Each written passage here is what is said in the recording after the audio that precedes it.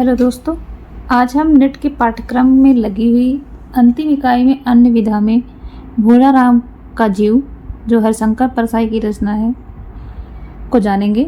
चलिए देखते हैं। ऐसा कभी नहीं हुआ था।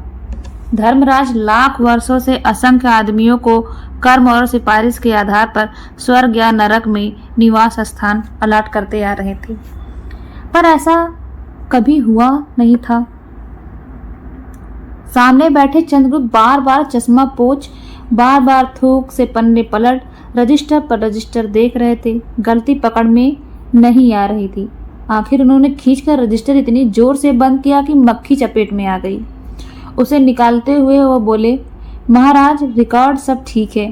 भोला राम के जीव ने 5 दिन पहले देह त्यागी और यम के साथ इस लोक के लिए रवाना भी हुआ, पर यहाँ अभी तक नहीं पहुंचा।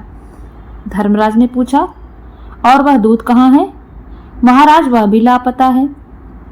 इसी समय द्वार खुले और एक यमदूत बदहवास वहां आया। उसका मौलिक कुरूप चेहरा परिश्रम, परेशानी और भय के कारण और भी विकृत हो गया था। उसे देखते ही चंद्रगुप्त चिल्ला उठे, अरे तू कहाँ रहा इतने दिन? भोला राम का जीव कहाँ है? यमदूत हाथ जोड़कर बोला, दया निधान, मैं कैसे बतलाऊं कि क्या हो गया। आज तक मैंने धोखा नहीं खाया था, पर भोला राम का जीव मुझे चकमा दे गया। 5 दिन पहले जब जीव ने भोला राम का देह त्यागा, तब मैंने उसे पकड़ा और इस लोक की यात्रा आरंभ की। नगर के बाहर ज्यों ही मैं उसे लेकर एक तीव्र वायु तरंग पर सवार हुआ, त्यों ही वह मेरी चंगुल से छूटकर न जाने कहाँ गायब हो गया।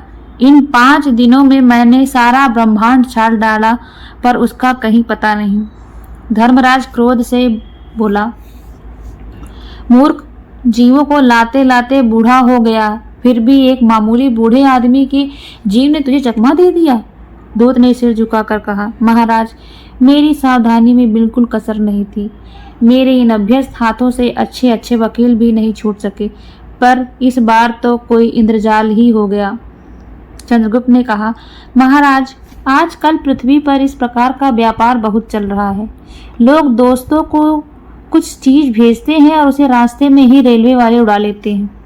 होजरी के पार्सलों के मोजे रेलवे अफसर पहनते हैं।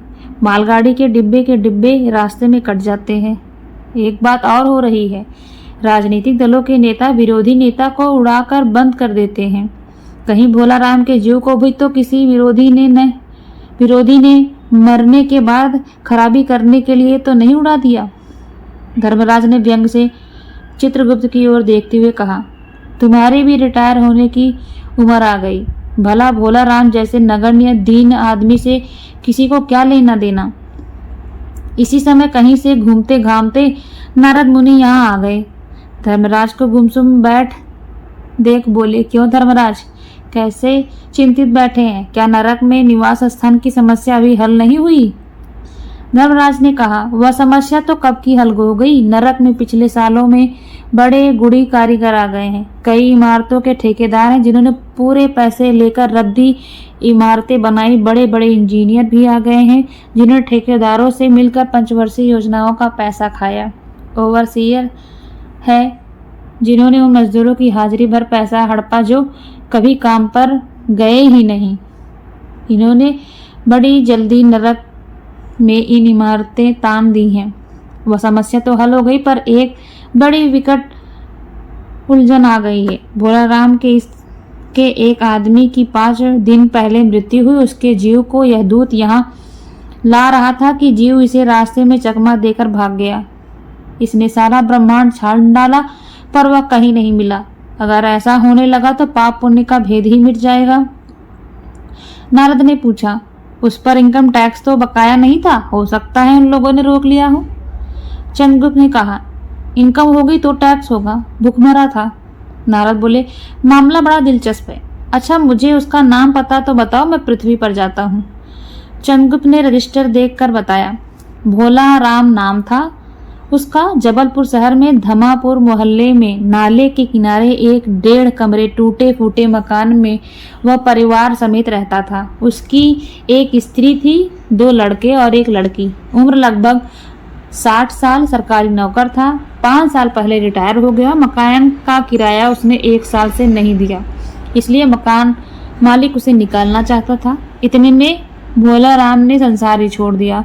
आज 5वां दिन है। बहुत संभव है कि अगर मकान मालिक वास्तविक मकान मालिक है तो उसने भोला राम के मरते ही उसके परिवार को निकाल दिया होगा। इसलिए आपको परिवार की तलाश में काफी घूमना पड़ेगा। माँ बेटी के सम्मिलित क्रंदन से ही नारद भोला राम का मकान पहचान गए। द्वार पर जाकर उन्होंने आवाज लगाई, नारायण नारायण। लड़की ने देखा, कहा, आगे जाओ महाराज। नारद ने कहा, मुझे भिक्षा नहीं चाहिए, मुझे भोला राम के बारे में कुछ पूछताछ करनी है। उसकी माँ को जरा बाहर भेजो बेटी। भोला राम की पत्नी बाहर आई।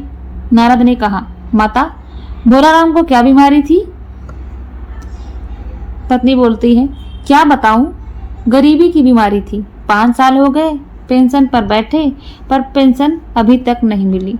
हर 10-15 दिन में वह दरख्वास्त देते थे, पर वहां से या तो जवाब आता ही नहीं था, और आता तो यही कि पेंशन के मामले में विचार हो रहा है।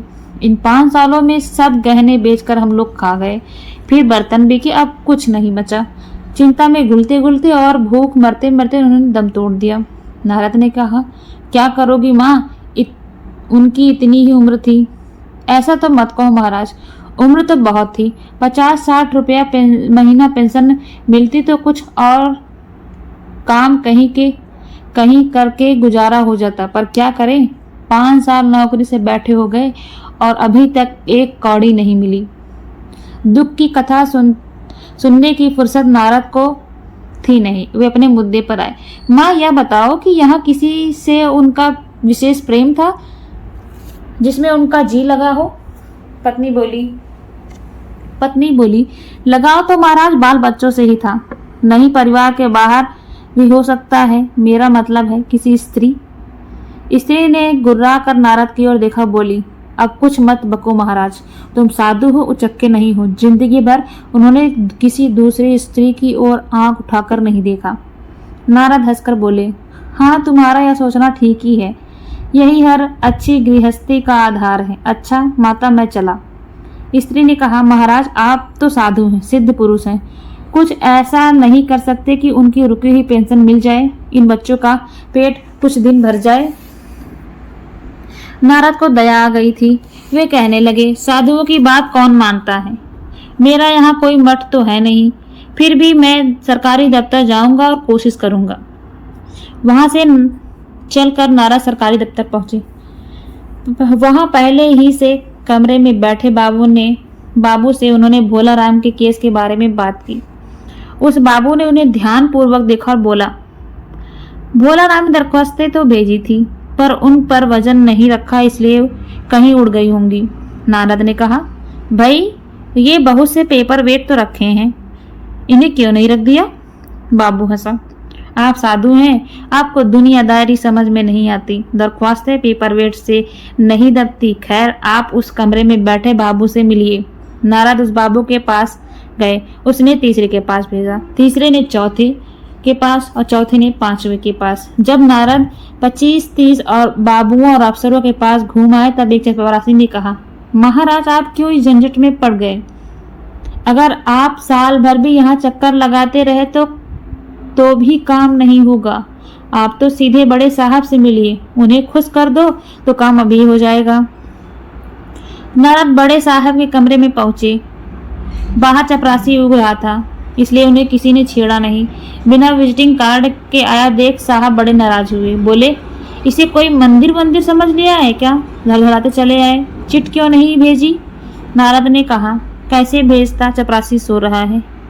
क्या काम है? साहब ने रौब से पूछा। नारद ने भोला राम का पेंशन केस बताया। साहब बोले, आप हैं बैरागी, दफ्तरों के रीत रिवाज नहीं जानते। असल में भोला राम ने गलती की भाई, यह भी कि एक मंदिर है, यहाँ भी दान पुण्य करना पड़ता है। आप भोला राम के आत्मीय मालूम होते हैं।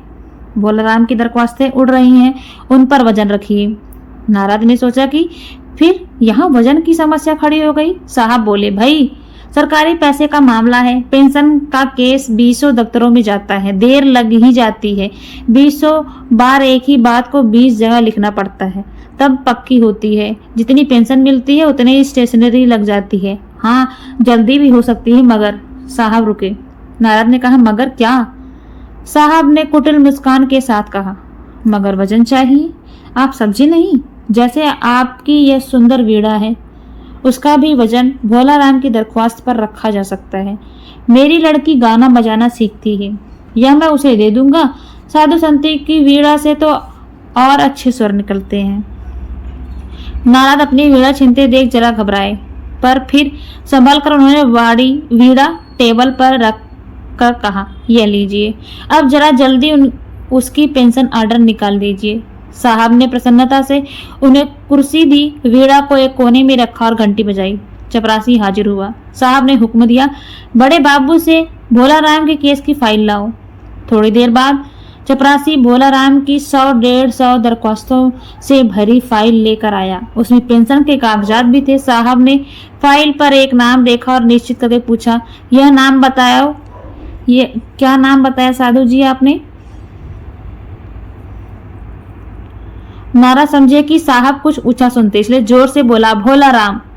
सहसा फाइल में से आवाज आई, कौन पुकार रहा है मुझे? पोस्टमैन है क्या? क्या पेंशन का ऑर्डर आ गया? नारद चौके, पर दूसरे ही क्षण बात समझ गए, बोले, भोला राम? तुम क्या भोला राम के जीव हो? हाँ, आवाज आई। नारद ने कहा, मैं नारद हूँ, तुम्हें लेने आया हूँ। चलो, स्वर्ग में तुम्हारा इंतजार हो रहा है।